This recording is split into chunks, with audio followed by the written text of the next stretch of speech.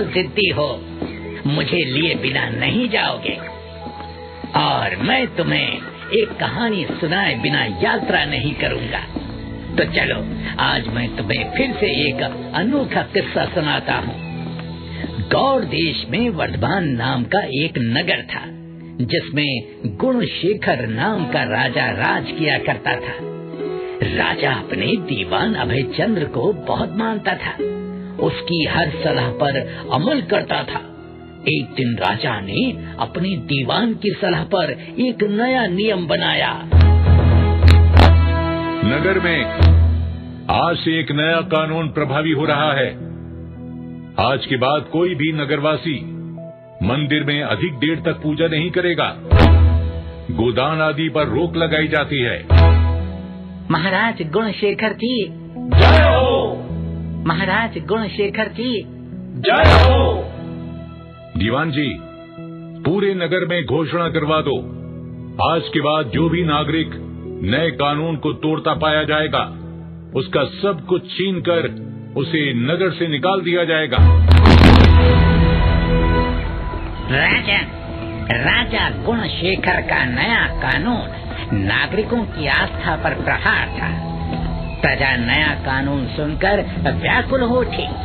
प्रजा जानती थी इस कानून के पीछे दीवान का हाथ है, किंतु राजदंड के भय से प्रजा मन महसूस कर रह गई। एक दिन दीवान ने राजा को परामर्श दिया। महाराज, अगर कोई किसी को दुख पहुंचाता है या उसके प्राण लेता है, अधर्म करता है, तो भी जीवन मरण के बंधन से मुक्त नहीं हो पाता। वो बार बार जन्म लेता है और मरता है, फिर जन्म लेता है। ये क्रम चलता रहता है। जी दीवान जी, इसमें तो कोई संदेह नहीं है। महाराज, मनुष्य जन्म मिलना बड़े सौभाग्य की बात है। मनुष्य जीवन पाने पर अधर्म नहीं, धर्म बढ़ाने पर चिंतन करें, उसे अपनाएं। वाह दीवान जी, बड़े ही उत्तम विचार हैं आपके। हम प्रसन्न हुए। महाराज, मनुष्य को हाथी से लेकर चींटी तक सबकी रक्षा करनी चाहिए। जो लोग दूसरों के दुख को नहीं समझते और उन्हें सताते हैं, उनकी पृथ्वी पर उम्र घटती जाती है, वो जानवर होकर पैदा होते हैं। महाराज, नगर में जितने भी इस तरह के मनुष्य हैं, निश्चित ही उन्होंने पूर्व जन्म में पाप किया है। जब उनका पाप जीवन मरण के बंधन से उन्हें मुक्ति नहीं दिला पाता, तो उनके पाप के दंड से वो भला कैसे मुक्त हो सकते हैं? जी दीवान जी, सही कहा आपने। हम आपकी बात से पूर्णतः सहमत हैं। महाराज, यदि आप सहमत हैं, तो नगर के सारे कमजोरों को कारागार में डाल दें अथवा नगर से बाहर निकाल दें। जी दीवान जी, ऐसा ही होगा। तो राजन, दीवान जो भी कहता, राजा गुणशेखर वैसा ही करता। प्रजा त्राही त्राही करने लगी। एक दिन राजा गुणशेखर की मृत्यु हो गई। राजा गुणशेखर की मृत्यु के बाद उसके बेटे धर्मराज का राज्याभिषेक हुआ।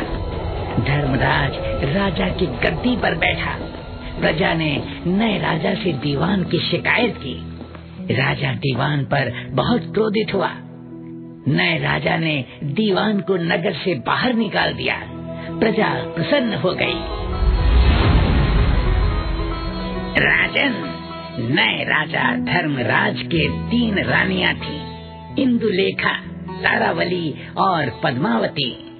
एक दिन राजा तीनों को साथ लेकर बाग में घूमने गया। राजा इंदुलेखा पर रीझ गया और उसके बालों को सहलाते हुए बड़े अनुराग से बोला, प्रिय, आज तुम्हारा रूप अद्भुत अनुपम लग रहा है। ओह, तुम्हारे बालों में लगा पुष्प मेरे हाथ से टकराकर तुम्हारे पैरों पर गिर पड़ा है। क्या हुआ? पुष्प के पैर पर गिरने से पैर पर गहरा घाव हो गया है। क्या ये सब मेरा दोष है? मुझे तुम्हारे शरीर की कोमलता का ध्यान ही नहीं रहा और भूल से मेरा हाथ बालू में लगे पुष्प से टकराया। ये सब मेरा दोष है।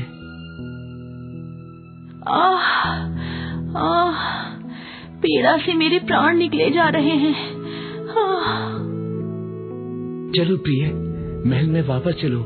वहाँ वैद्यराज तुम्हारा उपचार करेंगे। उनके उपचार से तुम्हें पीड़ा से मुक्ति मिलेगी। चलिए चलिए। राजन, इंदु रेखा का कई दिन उपचार चला, तब जाकर वो स्वस्थ हुई। एक दिन बाद रानी तारावली ऊपर खुले में सो रही थी। आसमान में चांद निकला। चांद की चांदनी से तारावली के शरीर पर ओले पड़ गए। राजन, तारावली भी कई दिनों के उपचार के बाद ही पूरी तरह से स्वस्थ हो पाई। इसके अगले दिन किसी के घर में मूसल से धान कूटने की आवाज आई। आवाज होते ही रानी पद्मावती के हाथ में छाले पड़ गए और काफी उपचार के बाद ही पद्मावती के हाथ के छाले ठीक हुए। अब बताओ राजन, तीनों रानियों में से कौन सी रानी सबसे कोमल थी? मेरे प्रश्न का उत्तर जानते हुए भी नहीं दिया तो जानते हो ना, तुम्हारा सिर टुकड़े टुकड़े हो जाएगा। बेताल, मेरे अनुसार पद्मावती सबसे कोमल है। अच्छा, किंतु कैसे राजन? बेताल, इंदुलेखा और तारावली के घाव और फफोले पुष्प के गिरने और चांद की चांदनी के छूने से हुए, किंतु पद्मावती ने मूसल को छुआ भी नहीं और उसके हाथ में छाले पड़ गए। इसलिए पद्मावती ही सबसे अधिक कोमल मानी जाएगी। वाह राजन वाह, एक बार फिर से तुमने अपने उत्तर से मेरा हृदय जीत लिया।